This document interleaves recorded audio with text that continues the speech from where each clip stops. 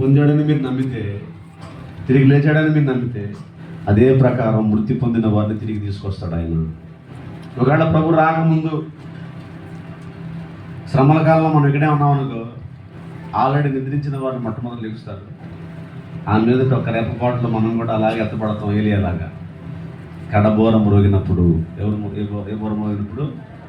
కడబోర మోగినప్పుడు రెప్పపాటులో మనందరం లేపబడతాం. ఇదే మొదటి పునరుద్ధానము. దీనిలో ఉన్నవారు పాలి భాగస్తులు, అదృష్టవంతులు. రెండవ పునరుద్ధానం ఉంది, దానికి 1000 సంవత్సరాల ఎడమ ఉంది. ఇది గ్రహించండి. మొదటైతే మనం 3.5 సంవత్సరాలు ఇక్కడే ఉంటాం శ్రమల కాలంలో. ఆ శ్రమల కాలం 3.5 సంవత్సరాల చివరిలో మనం ఎత్తపడతాం. కడబోరం రోగినప్పుడు, ఇతర సాక్షులు హతసాక్షులు అయినప్పుడు మనం లేపబడతాం. అలాగే మనం ఒకవేళ అప్పటికి బతికున్నాం అనుకో, మన పిల్లలు మనం బతికున్నాం అనుకో, ఆల్రెడీ నిద్రించిన వాళ్ళేమో సమాధుల నుంచి లెగుస్తారు. మనమేమో రెప్పపాటులో వాళ్ళతో పాటు కలిసిపోతాం. మిహమ్మ దేహాలతో పరలోకం వెళ్ళిపోతాం. న్యాయపూర్వక తీర్పు. ప్రభు స్తోత్రం కలుగునుగాక. మీకు ఉందా నిరీక్షణ? ఇప్పుడు ఏదో ఇప్పుడు ఒక ధనవంతుడు ఉన్నాడు. మొత్తానికి వాళ్ళ ఇంటికి పోయి టెలిఫోన్ వైర్ కట్ చేసి, కరెంట్ మీటర్ కట్ చేసి,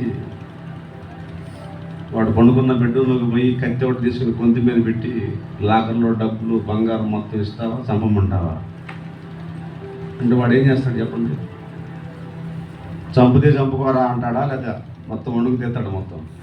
ఏదో అంటే ప్రజలకి ఏదంటే భయం చెప్పండి? ఏదో ప్రాణమన్నా మరణమన్నా భయం. అవునా కదా? చేతులు ఎత్తండి.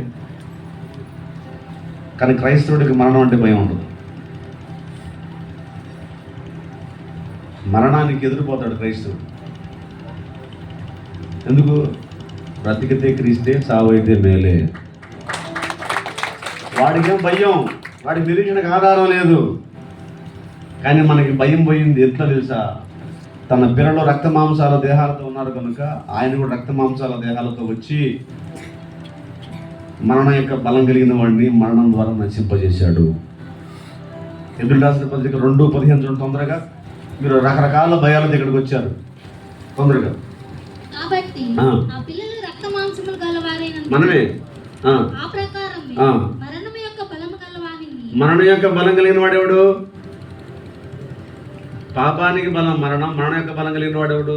సైతాను. అనగా అపవాదిని మరణం ద్వారా నశింపజేయడానికి, జీవిత కాలమందు మరణ భయము చేత నాశనమునకు లోబడిన వారిని విడిపించుటకును ఆయన కూడా రక్త మాంసములలో పాలివాడని. దేవునికి స్తోత్రం కలుగును గాక. 2 పనులు చేసేవాడు గమనించాలి మీరు. ఒకటి, మరణం యొక్క బలంగా బంధించి మరణ భయాన్ని మన నుంచి తొలగించాడు. సరే, మరణ భయం పోయింది, దాని యొక్క బలం కలిగిన వాడిని బంధించాడు. అయిపోయింది, లీటరే అయిపోయాడు. ఇక నువ్వు పద్దాకులు అది పెద్ద దయ్యము, పోటు దయ్యము, ఇది వేయాలని చెప్పి వాడిని హైలైట్ చేయాల్సిన పని లేదు. లీటర్ పడలే ఊడిపోయినాయి.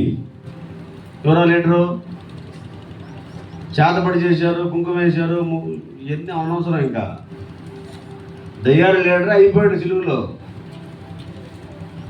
ప్రభువుకు ముందు, సిలువుకు ముందు మీరు ఉపవాసంలోనూ జాగ్రత్తలతోనూ కొంచెం ఉంటే అది పెద్ద దయ్యం పోతాను అన్నాడు.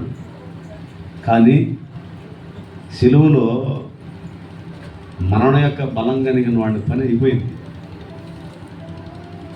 ఏది ఎంత మాత్రం మీకు హాని కలిగించదు, శత్రు బలం మనసు మీద మీకు అధికారం ఇచ్చాడు. ఎలుగుబంటిని పట్టుకొని కొంతమంది ఇళ్ళమ్మటికి వస్తారు చూడండి, ఇళ్ళని పట్టుకొని. వాస్తవానికి అది వేసిందంటే పుచ్చు కూడా ఊటిదంట.